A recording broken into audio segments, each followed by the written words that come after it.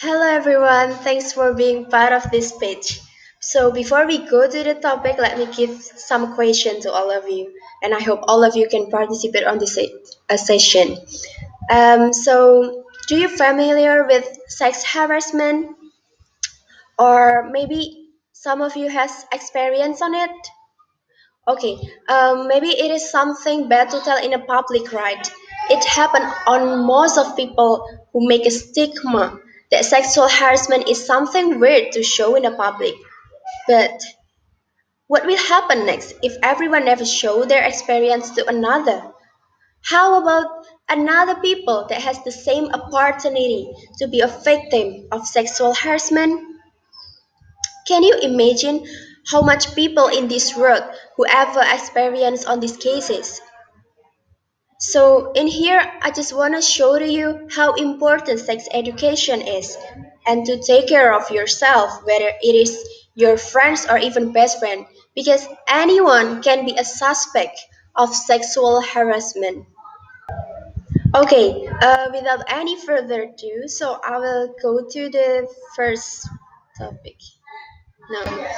Okay, who can be the suspect? So today I would like to discuss with all of you about sexual harassment and how can and who can be the suspect in this case. I choose this topic because I guess there's still a lot of people still afraid to spill about sexual harassment and some of them even still don't understand anything about what kind on what are the categories of sexual harassment. Okay, we're going to the next step. Okay, it can hurt physically and mentally. Who can feel hurt? Who can hurt physically and mentally? Of course, the victim. So actually, I've been reading this topic in some sources, watching a lot of YouTube, and also I often read in Quora. There's so much stories of other people and their experience in sexual harassment. And also after read some case, I feel like I have to show to all of people that it is okay if you spill your case to another because it will help you to fix your problems. Because it's not only for you, it's for another people because it will have a good impact to other people and the suspect have to give punishment, the best punishment because of what they do. When the victim just keep the case by themselves, it will be very dangerous, I think, because it can hurt their physically and mentally. So I hope all of you can really take care of yourself. It is okay to spill your case in a public or tell anyone that you feel so credible. So maybe your parents or it is okay to tell with them because it is very dangerous when you just keep it by yourself and you're thinking a lot about it. So just try to spill it to another people that you are feels comfort with them. And okay, we go into the next slide. Okay, this one. The suspect can be your friend or even best friend. So I'm gonna tell you that to take care of yourself, because sex harassment can be happen on everyone, and the suspect can be someone who close to you. Just don't be afraid to spill sexual harassment to a public. You know that in teenagers, many of them are telling a lot with their best friend because they feel so. What is that? Mm, believe they to believe with their friends without thinking about another what's that another aspect another negative impact for them for that so trust me you have to consider you have to take care of yourself even if it is just you it is your best friends. Okay, and today I would like to deliver two main point in here. The first, okay. I'll go to the next slide. The first one is about the meaning of sexual harassment, the literally meaning of the sexual harassment. And the second one is the way to protect ourselves or another people that around us to protect ourselves and around people to sexual harassment. Okay, so we go into the first main point. Okay, the meaning of sexual harassment. So maybe some of you still carry out about what actually sexual harassment is. So sexual harassment is unwelcome sexual behavior that's offensive, humiliating, and intimidating. It can be written, verbal, physical, and can happen in person or or offline. I mean. Both men and women can be the victims of a sexual harassment. Okay, then I would like to explain it one by one about uh, what kind of what are categorized of sexual harassment. The first one is verbal harassment. What is a verbal harassment? So I'll give you some example about verbal harassment. Okay, the first one is making sexual comments about a person's body, person's clothing, anatomy, or looks. It is not only based on an offline way but also in online way. The second one is turning word discussion to sexual topics. And the next one, telling sexual jokes or stories about someone's body. Ask, and the next one is asking about sexual fantasies, references, or history.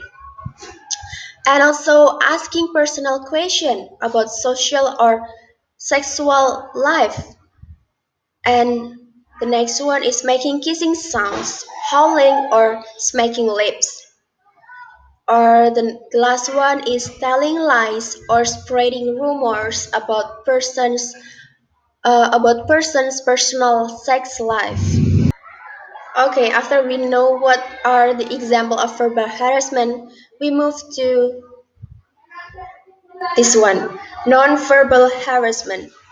So I'll give some example like looking a person up and down like elevator like this. You know, like someone sometimes there's someone who looking at you like that. It is categorized of non-verbal harassment. So be careful about it. And the second one is blocking a person path. The third one is displaying sexual suggestive visuals or making sexual gesture with hands or through body movements. And the next one is making facial expressions such as winking, throwing kisses, or licking lips. Okay, then the last but not least is physical harassment. It is the most happening on these people, especially in Indonesia, because I've ever heard, no, I've ever heard a lot of stories in Korea about it. So, for example, giving a message around the neck or shoulders, it is very dangerous because and it's categorized of physically harassment. And next, there is what is that? Touching the person clothing, hair, or body without any permission of you. And then hacking, kissing, patting, or stroking. It is very dangerous, I guess. And then there are also touching or rubbing oneself sexual around another person. Yeah, it is. I guess it is very dangerous too. And the last one is standing close or brushing up against another person. Okay, so after we knew about some of categories of sexual harassment, now we move to the main point too. It is about the way to protect ourselves from sexual harassment.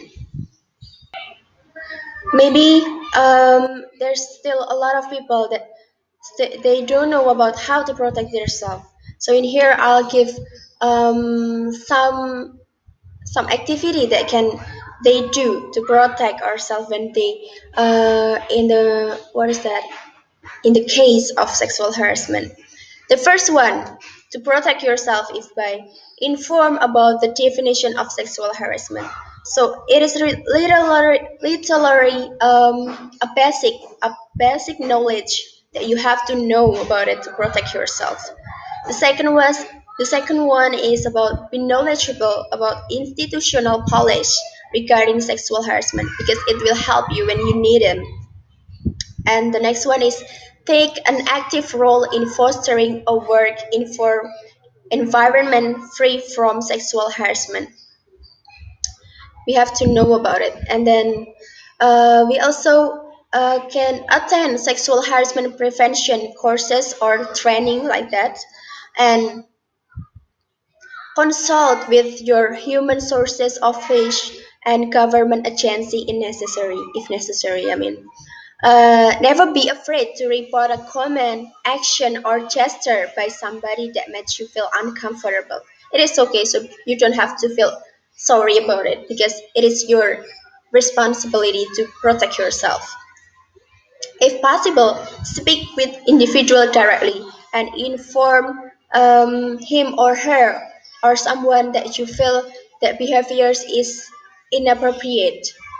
And the last one, seek support from family members, friends, colleges, or your state's nurses association. It is um, very important thing. And then the basic one, I have the last one. What is that? You have to document when you found a sex harassment, and you have to give it to police, and then so the suspect can have a punishment of what they do. So I'm going to give some example of public figure that has a brief way to spill their case. So I want to tell my own story. So I personally have experience about it. So when I'm in high school, my friends doing sexual harassment by judging and mocking my body and make it as a joke. Actually, it's hurt me. But when it happened, I still don't understand that it's mean the sexual harassment. But after I learned a lot about sexual harassment, I realized that there's still a lot of people that have the same case with me. Okay, so I'll give the first example from Via Valen. So I got some example from surabaya.kompas.com. So one of them is Via Valen. So she told me, I mean, not she told me, I'm sorry, because actually they don't know me, of course. So she told in their own Instagram that she got a sexual harassment by footballer in Indonesia. She said that the case is happened through non-verbal way in DM of Instagram. This is what I told that sexual harassment can be in online way. Okay, then the next one is there Hannah Al Rashid. It is very familiar public figure. I like it because she always show about to protect the women responsibility. Okay, so Hannah Al Rashid was once harassed on the streets of Jakarta. It is happen in most of people, I guess. Not only verbally in the form of pornographic words, but also in physically. Hannah admitted that the motorcycles grabbed her vital body and ran away a moment later. According to her, the most extreme experience of sexual harassment is when a man takes out his genitals and masturbated, I'm sorry to tell you this, in front of him, in front of her. I mean, the accident happened to her twice. Oh my god, it will feel so sorry about it. Okay, so before I end the speech, I would like to give one quote to you. So I know becoming a good person is not that gonna be easy. So start it with yourself, love yourself, and don't let anyone hurt you, no matter what it is. Okay, thank you. I'm Dian, and see you.